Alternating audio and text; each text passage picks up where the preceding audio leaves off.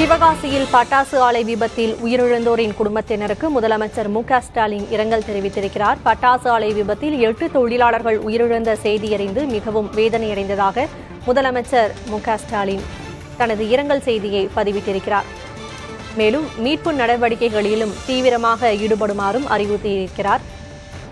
தேர்தல் ஆணையத்தின் அனுமதியோடு இறந்தவர்களின் குடும்பங்களுக்கு நிவாரணம் வழங்கப்படும் என்றும் முதலமைச்சர் உறுதியளித்திருக்கிறார்.